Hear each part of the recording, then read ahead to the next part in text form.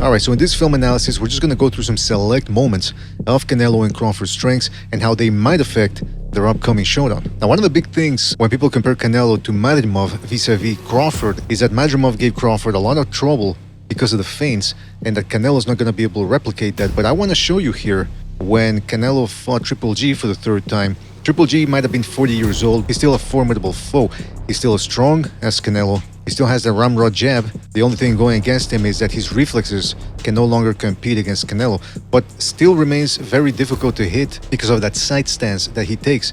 Canelo pointed this out after the first Golovkin fight, how he had difficulty nailing because Golovkin would turn his body and roll with the shots. Well, 4 or 5 years later, they do it again, and this time Canelo is more experienced. So let me show you a couple of the things he did in this fight, and it all started with the feints. Now you can see here Canelo's really aiming for that right hand, and afterwards he mixes it up with a lead left hook, trying to confuse Golovkin. He doesn't want him to know where the punch is coming from, but you can see that Golovkin is really turning his body, trying to shoulder roll that, and so he makes himself a small target. So Canelo's really trying to feint. Alright, so you're gonna see a lot of feinting here from Canelo as Golovkin continues to turn towards his side to make himself a smaller target and to roll with the right hands, as we spoke about earlier. So Canelo's really looking for that right hand, so he starts switching that right hand either to the body or upstairs. What he really wants is to catch Golovkin upstairs. So you see a lot of lead hand feinting, but there's also a lot of stepping in too, acting as a feint. For example, let's slow it down here.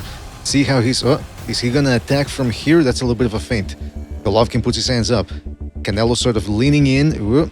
He steps back a little bit or leans back. There's a feint right there with his hand, changing the levels with his hand. See how he drops it? By doing so, he's trying to get Golovkin to drop his hands. Golovkin, to his credit, doesn't buy it. So Canelo, there's one feint. There's another, I guess you could call it a feint. It's more of a throwaway left hook, but it acts as a feint to confuse Golovkin. Canelo sees that Golovkin's got his hands up, but they're a little too high. So he decides to transition that over to a body shot, and Golovkin takes a little bit of a breather there. And finally, here you see Canelo throwing it upstairs, and you're gonna see how he does this. Inches his way forward. See, he comes in. Look at that lead foot, just another little step in there. And then he starts flicking that jab. No.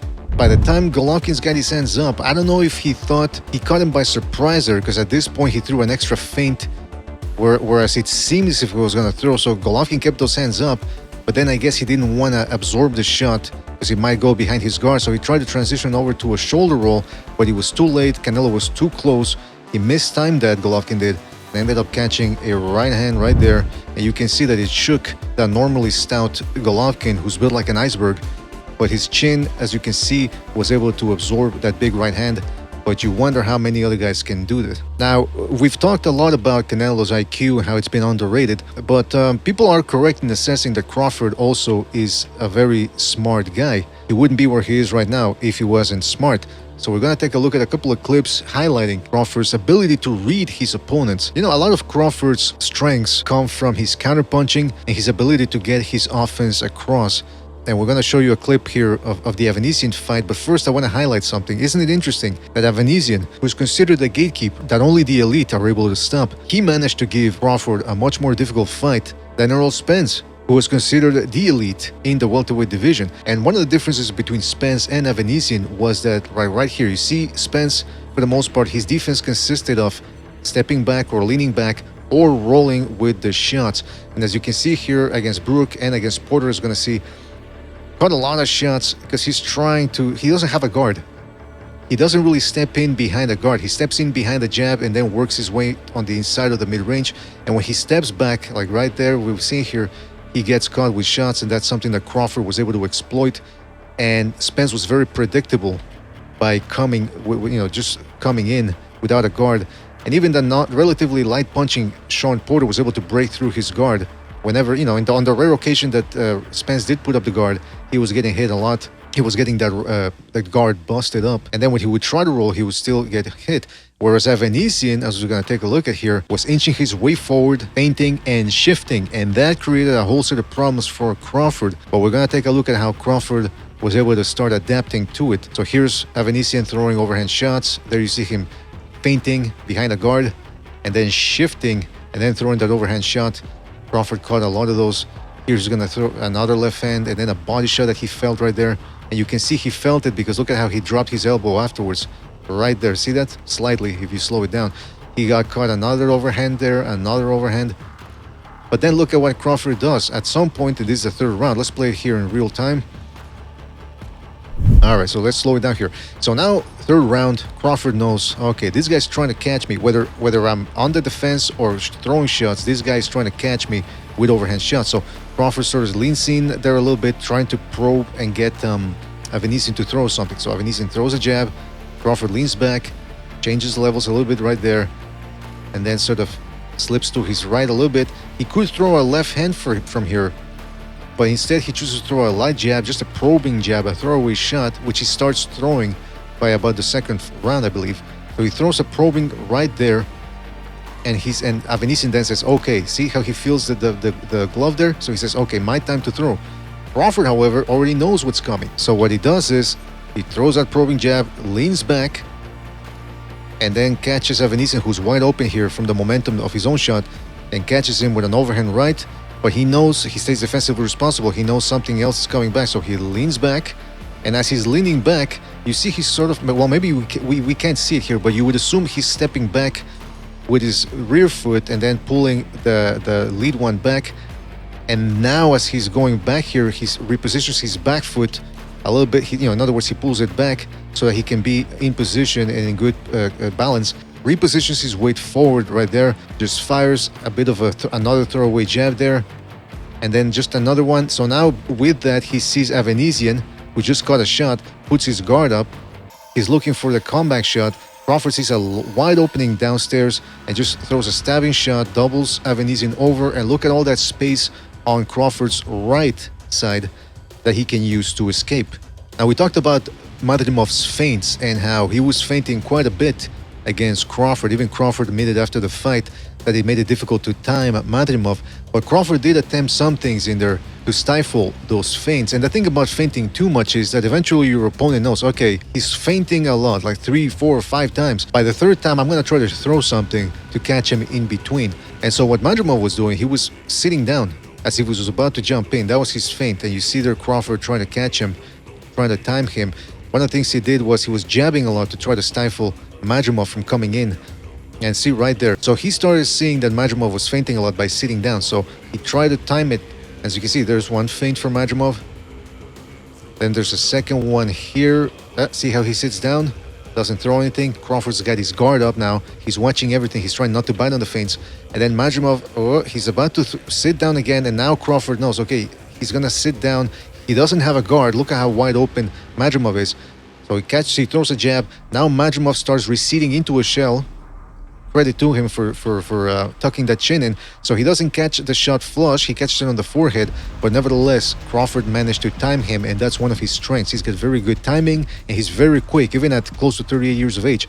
Very quick on that counterpunch trigger. And here again, you can see how he timed him with the jab. Madrimov going forward. And as soon as he starts stepping forward, Crawford sees Madrimov stepping forward. He knows, okay, he guesses, okay, he's going to sit down. Crawford's got his timing down and catches him with a jab, and Madrimov steps back, doesn't even counter because he's not in position to counter because he's backing up. But also look at Crawford's foot, lead foot. He steps in with that jab, pulls the rear foot back a little bit, and then look at his lead foot. He just slides it back a little bit. So as he's sliding it back, look at his upper body, look at his torso. See how that's just an inch or maybe a little bit more of difference, but it proves to be the difference in a fencing match between landing your punch and making your opponent miss, or landing your punch and getting countered. See that? Whoop, that's just enough.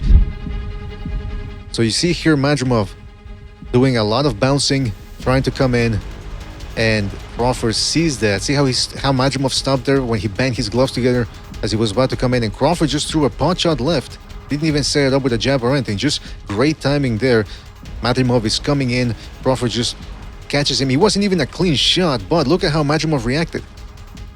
Look at his feet. See how he's off balance? He got tossed to the side, and now he's got to react. And Crawford, meanwhile, is just patiently waiting and watching. Now, when it comes to Crawford's defense, he's not the most polished defensive fighter. His strengths are really, like I said, the counterpunching abilities combined with his offense. In other words, the counterpunching. A lot of those counter shots dissuade his opponents from just jumping on him. But then, if there are any astute fighters out there who do manage to get past Crawford's long arms, Crawford doesn't rely on the guard. What he relies on is his feet to get away, jump back, or to pivot. I can't show you the clips, but if you go to our Patreon page, there's some free videos there where I'm going to show you what I'm talking about, that he did in the Porter fight, for example. In the Porter fight, he was pivoting a lot. But I can show you some clips from the Avanesian fight here, and let's take a look at Crawford's defense here. Well, see that? Let's look at that in slow motion. So Avanesian, he's looking to shift, he's got his guard up, he's feinting. Crawford is measuring him there with that right hand. Crawford, as you can see here, starts to throw a right hook. It's a bit of a slapping hook, but that's not really the point. Where we want to focus here is on how he punches and pivots away. Look at his feet. As he's throwing that right hook, his foot, right now, let's look at that. Right now it's pointing towards Avanesian. The toes are pointing towards Avanesian. But then as he starts throwing that right hook, he starts inverting the foot inward. See how he's turning the foot inward? Now the toes are facing towards Crawford's left. And he starts pulling that right foot back a little bit. So he lands that little slap. But now look at his position. He's on a side position more, giving Avanesian the bladed stance a little bit. And then as Avanesian starts to, because we've seen him trying to counter with overhand lefts and rights, he tries an overhand left, and Crawford just leans back and pivots at the same time. Oof, that takes tremendous timing, because if you get it wrong, you could be kissing the canvas. But Crawford has some great pivots. If you want to see more of this type of pivots, you look at the Beltran fight and the Porter fight, and you will see what I'm talking about. And you can see some of these examples on our Patreon page for free. And here you see, well, I don't want to, I mean, this is pretty basic. Avanesian weaves, Crawford misses, but he's on the side. He takes Avanesian's left side there. And then look at how he uses his right hand. He wraps it around Avanesian, and while he's pivoting away, he shoves Avanesian towards the side. So now Avanesian has to reset while Crawford walks away. Now this is a very interesting sequence here. Let's watch it in slow motion, and I'm going to rewind it and show you again what I'm talking about. So Avanesian starts coming forward while punching, and then shifts. See that? Shifts. Now he's a southpaw, and he's just firing throwaway shots. Crawford sees this, that Avanesian is just following him. So he says, okay, I'm going to land my feet right there. See how he plants himself? He was leaping. Now he plants himself, bounces in with a counter right. And now look at Crawford's feet. See how he's, after he lands that little right hand, he starts shoving Avanesian towards Avanesian's right hand, while Crawford starts pivoting and moving away towards his right. But look at Crawford's feet. Maybe you guys can't really see it. I don't know if the definition is good, but see how, look at Crawford's rear foot. Okay, look how he's moving that rear foot right there. See, now that rear foot is parallel with the front foot. That's not good. Now you're off balance. And I don't know if you can see here, but Avanesian's lead foot seems to be stuck there on Crawford's lead one as well. So Crawford, if he wants to be back on balance and in a wide stance, in a proper stance with his feet, he would have to move that lead foot towards the right, outward. But again, it's stuck. So what does he do? He just moves the rear foot a little bit and starts turning those. See that foot, that lead foot? See how he starts turning it inward, like we saw earlier? Look at his toes. See, now he's turning it inward and pivoting at the same time. And then he pivots away. Let's look at that again in real time. And here's just another sequence. This is like the one we saw earlier when Crawford was in the corner baiting Avanesian. Similar here, except this time he's baiting him with a little throwaway left right there. See that? So now Avanesian says, oh, you caught me, I caught you throwing a shot. I'm going to try to counterpunch with an overhand, but Crawford rather sees it coming, makes Avanesian miss by leaning back, and then just counters him as he's wide open. Look at Avanesian wide open with an overhand right, and then he keeps it there. See how he keeps it there a little bit to keep Avanesian in an awkward stance downward while Crawford pivots away. And look at how far away he is now.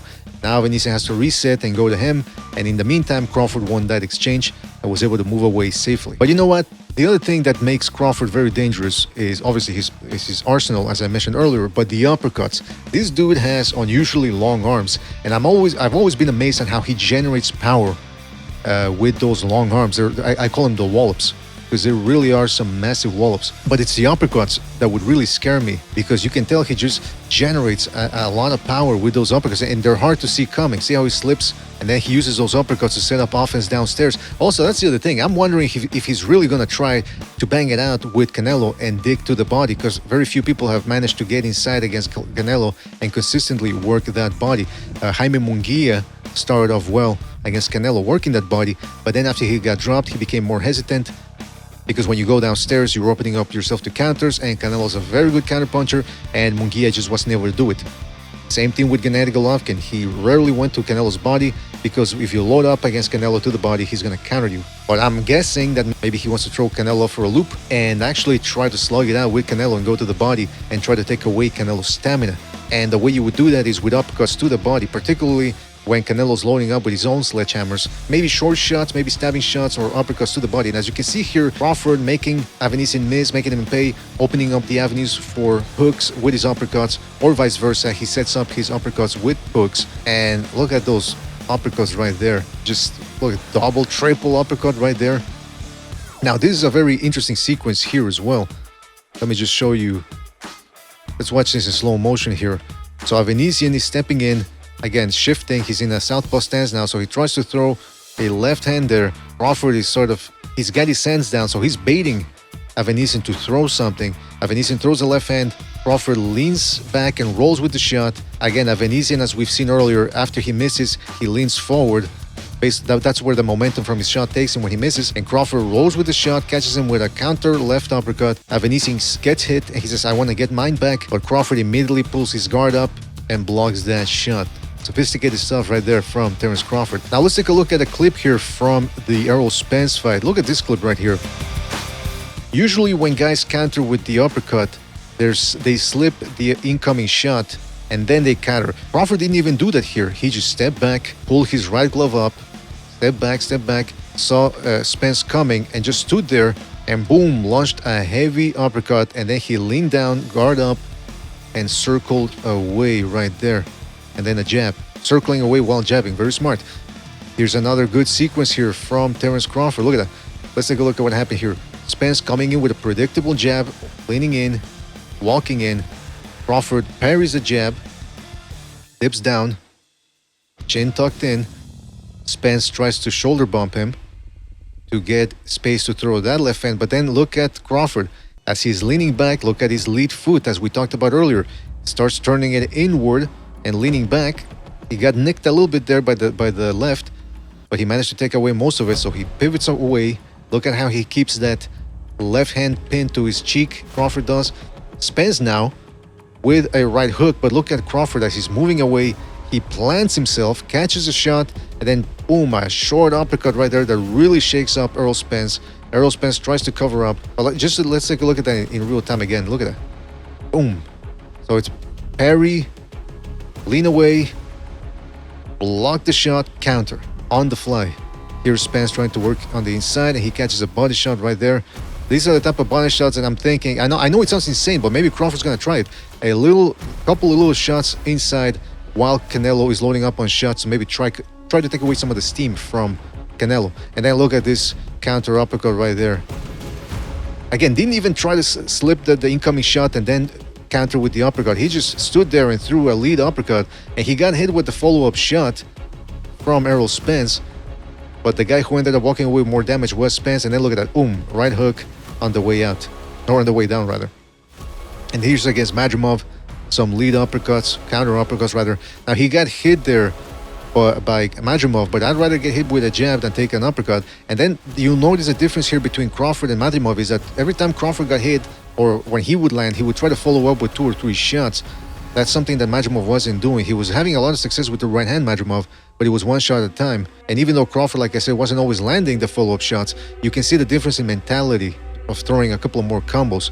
And you can see here, now let's take a look at this clip right here. Madrimov, as we mentioned earlier, is dipping down a lot when he feints.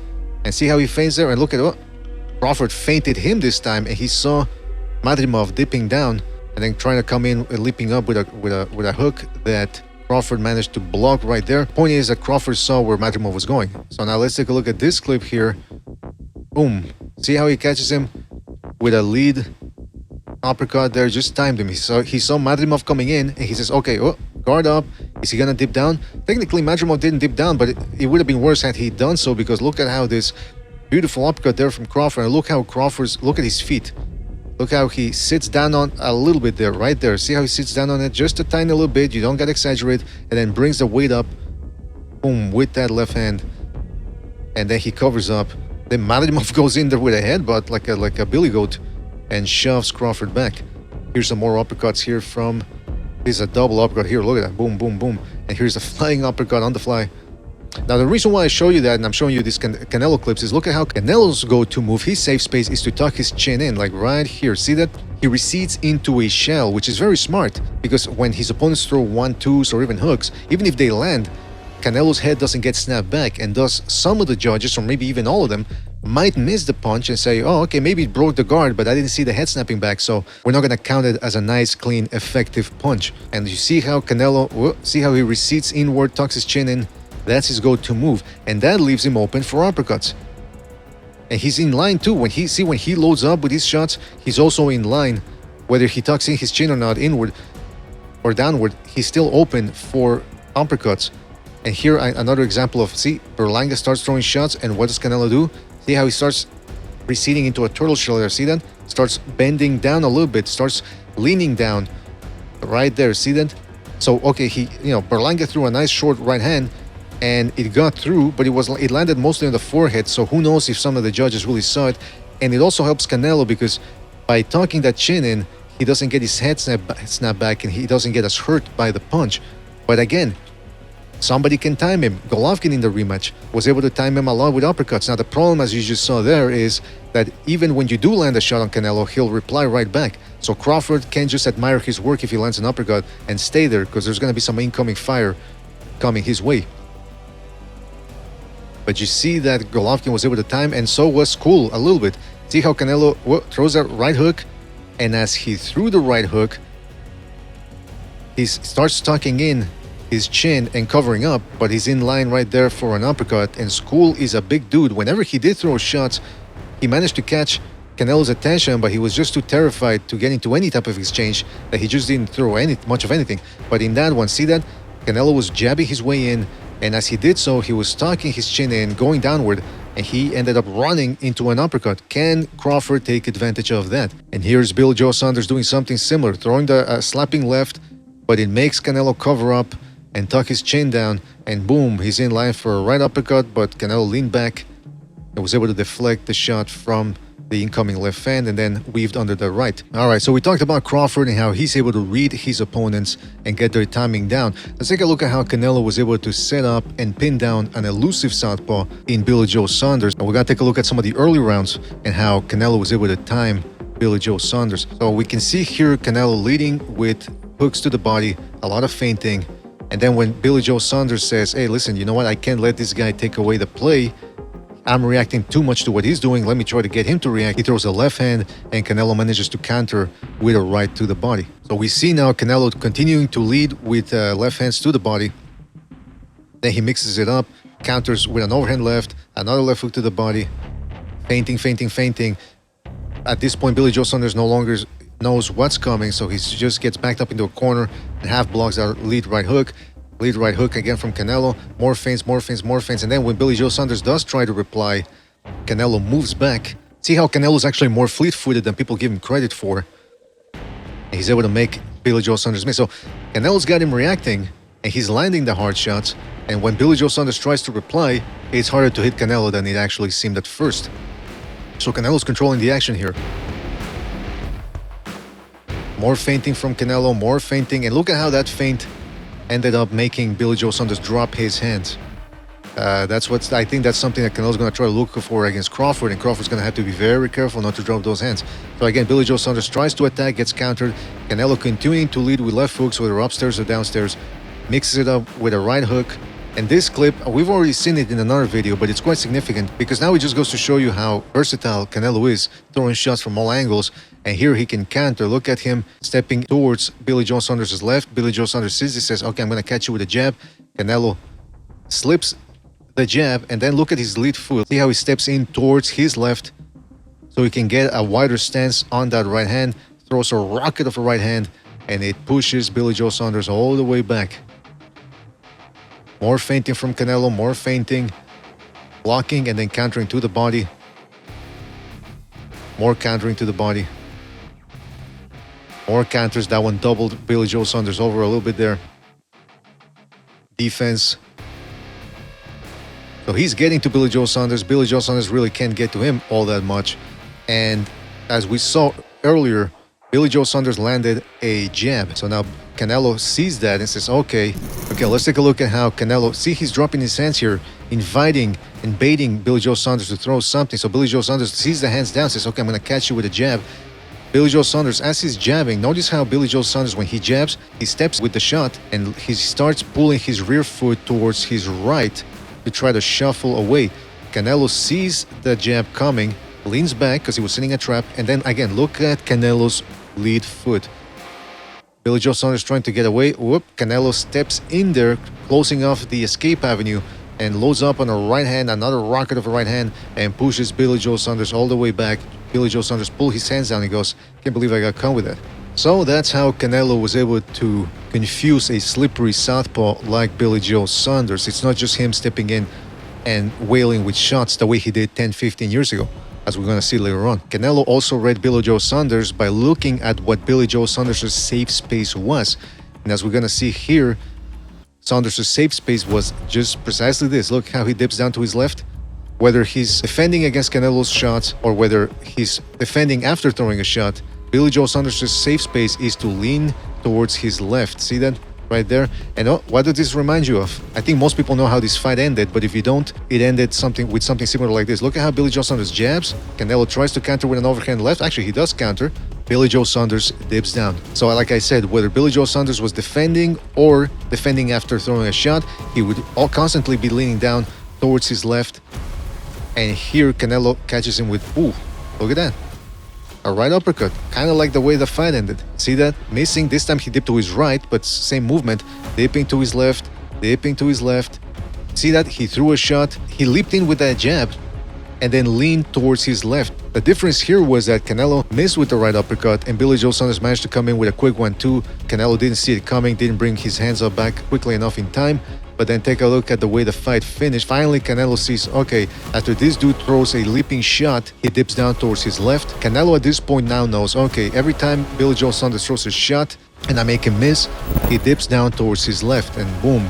This time he caught him with a precise uppercut right there that ended up busting Billy Joe Saunders' eye socket. And also, I think the problem here with Billy Joe Saunders is by throwing this leaping hook, this gazelle hook, he did it from too far away.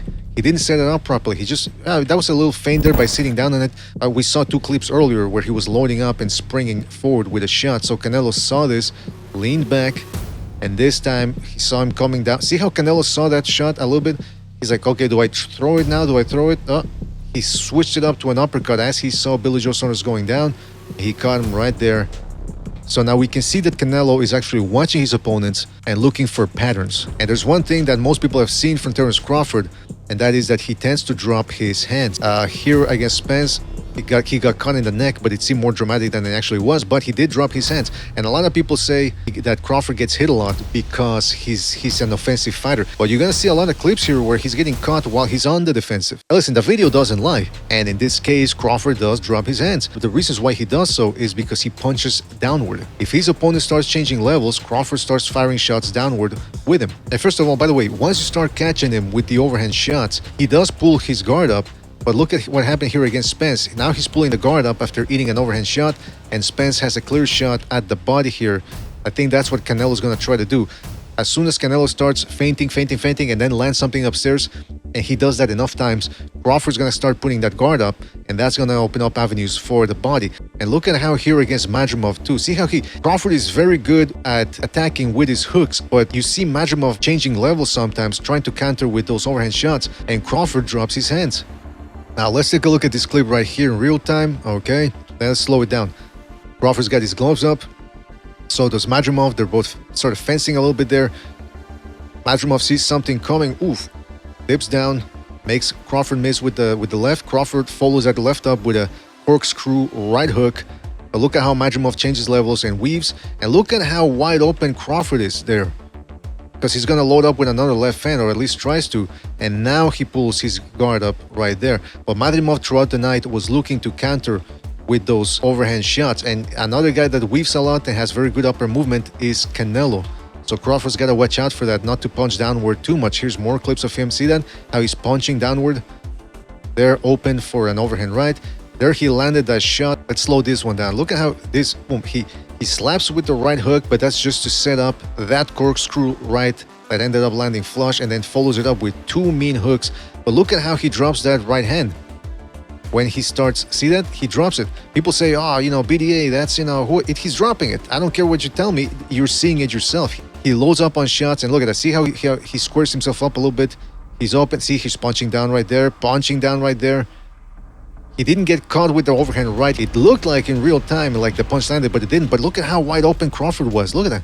He's punching downward, and he's done that throughout his career, whether it's against Kell Brook or against Gamboa or against Sean Porter or against Kavaliauskas. He reaches outward sometimes too as well. Getting caught with an overhand left.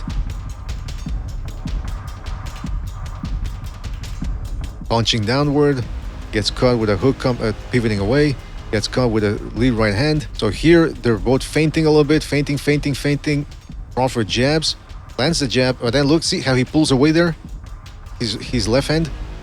That's how he got caught against Kavaliauskas, by the way. That fight was 6 years ago, and he's still doing the same thing. Here he's punching downward. They fall into a clinch. Dropping his hands.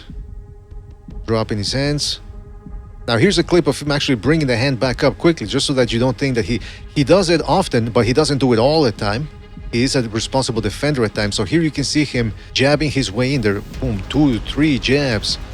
Well, he stops as he sees Madrimov stopping. See, Madrimov is leaping back, but then stops.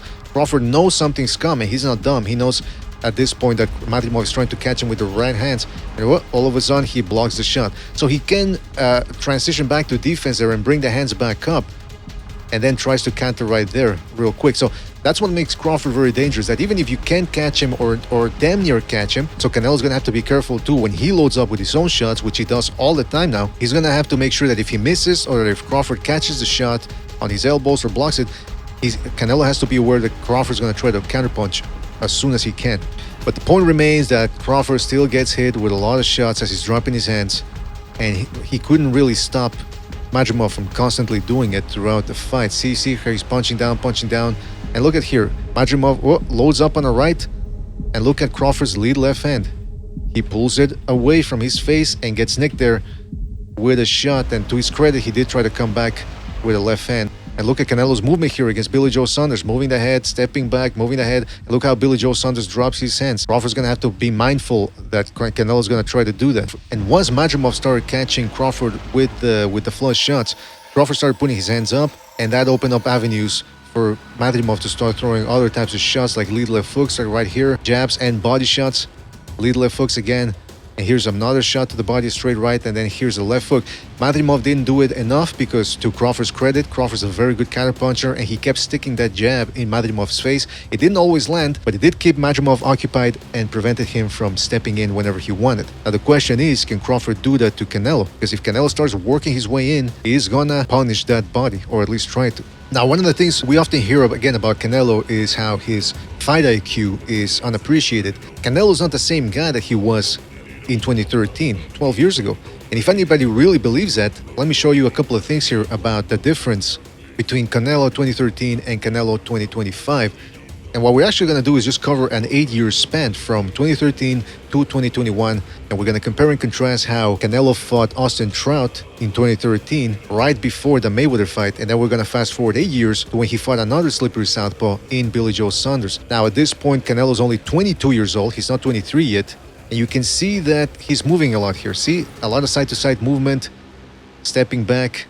But he's very jittery too. He's reacting a lot to what Austin Trout is doing or isn't doing. They're both in a bit of a fainting match here. See, a lot of movement, a lot of flashy movement, but it's also in a way wasted movement. Here, see how he's moving a lot. It might not seem like much, but if you're doing this throughout the fight, it accumulates. And he's not really doing anything. He's not advancing. He's just staying in place, moving. See there? Now he's advancing a little bit, but for the most part, he's just moving the upper body and not coming forward. He's just just defense for the sake of defense. It's almost as if he's admiring his work. It's like, wow, look at all the movement I'm doing. But it's not anything that's scoring. It's not anything that's getting the judge's attention. Now look at how he's fighting Billy Joe Saunders. Look at his feet. See how he's inching his way forward? He's no longer moving side to side like Manny Pacquiao or Mike Tyson, just very relaxed. All right, so the punches are coming. He's more confident in his guard and his chin. He knows these shots can't even see those a couple of jabs go through. He didn't really care. He just kept coming forward, stepping back when he had to. And now also look at the difference between stances here. See how he's a little bit more straight up against Austin Trout in 2013. His guard too is not as tight as it would be 8 years later. So let's take a look at 8 years later. Now look at him. A little bit more squared up. He's leaning forward a little bit more as well. Leaning forward, leaning in. Whereas in the other one I showed you, he's straight up. Now he's leaning in, a little bit more squared up, hands up, and you see he's leaving his body exposed a little bit, but he doesn't care. By putting his gloves up, the way he's doing is he's able to parry and block most of the incoming offense. And if his opponent dares to try to get inside to get to the body, then that's when Canelo is going to strike with quick counters. So this is the way he feels safe, and that's what allows him to be a little bit more relaxed. And look at his feet. See how he's inching his way forward? We're going to take a look at how he wasn't doing that against Austin Trout right now. See how he's moving forward against Austin Trout, but moving way too much, moving his head way too much, starting his shots from too far out, moving. And then see that there's no real deception in his game the way we saw earlier against Billy Joe Saunders, where he was feinting constantly, throwing shots up and down. Look at this clip here.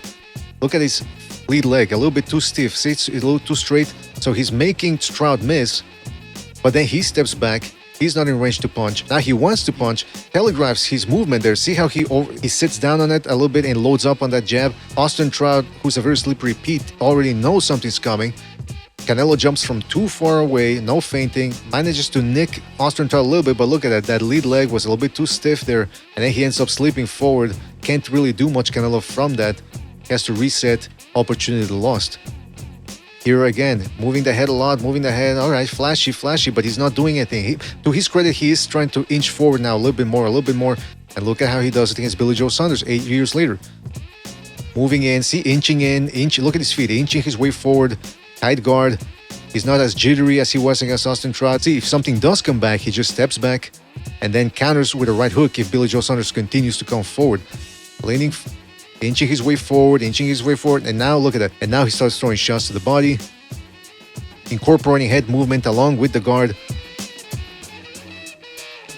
And look at that defense right there. He's not running, he's not over-leaning. Now, in the Austin Trout fight, he threw a lot of right hands. He still loads up on those right hands, as we saw against William Skull and other guys in his last couple of fights.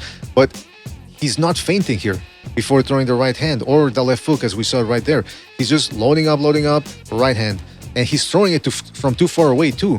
He's not hiding it with anything. There's no deception. So Trout, all he knows is as soon as he sees Canelo tensing up, Trout knows, okay, something's coming back. And all he has to do is step back or lean away from the shot or duck down, and he'll make Canelo miss. These are way too many missed shots from Canelo.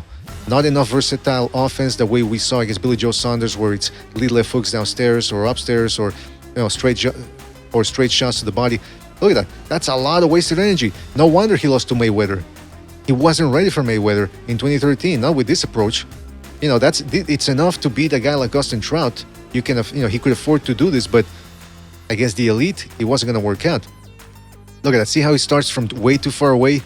No deception. He's not hiding the right hand. Trout can read the right hand. Then he gets tired on top of that. Look at this. He gets tired, so now he has to play defense on the ropes when he could be actually working. If he had saved his energy and be more proficient and be more economical, he could be using the energy he wasted on a better attack. But instead, he has to recharge his batteries.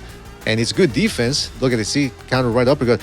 But then he goes right back on the attack when he's got Trout tired. And what does he do? Same tired, predictable attack. No good. But then let's fast forward 8 years. Now he's feinting, throwing the right hook, jabbing his way in, getting closer, starting the attack from close. See how he works his way in with the jab, inches his way forward, and look at how he puts that lead hand there in Billy Joe Saunders' face to blind him. Now he's close to get to the right hand, whereas against Trout, he was starting from way too far away, because in another sense too, he was afraid of what was coming back from Austin Trout. But again, now He's got more confidence. He's not as jittery, so he's able to walk his way in, inch his way in towards his opponent, and now he's close enough to throw these wallops or these sledgehammers, as I like to call them. And he's mixing it up to the body. And now he's mixing up straight shots to the body as well. Lead left hooks to the body. Where was this against Austin Trout? This comes from experience. Countering to the body as well. Countering to the body.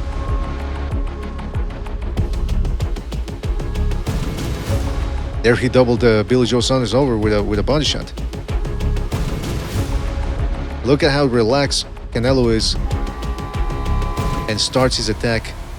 He's never too far away from his opponent. So what do you guys think? Based on what we saw, who has the better ring IQ? Who has a superior ring intelligence? Who can read his opponent better? And who will have the edge coming into the fight? Who's gonna win? Don't forget to check out our free Patreon videos. A lot of stuff that I couldn't play from Crawford's fights when he was with Top Rank. There's gonna be some videos on Patreon for free that you guys can watch. More in-depth analysis. We get down to more of the nitty-gritty. We're also gonna be previewing this fight on Fight Week, and we're gonna be taking down predictions. So make sure to call in and give us your predictions for the big fight. For the moment, don't forget to hit the like, subscribe, check out some of our other videos, the documentary we did for this fight. Hope you enjoy it, and we'll catch you in the next one. Take it easy. Thanks for watching.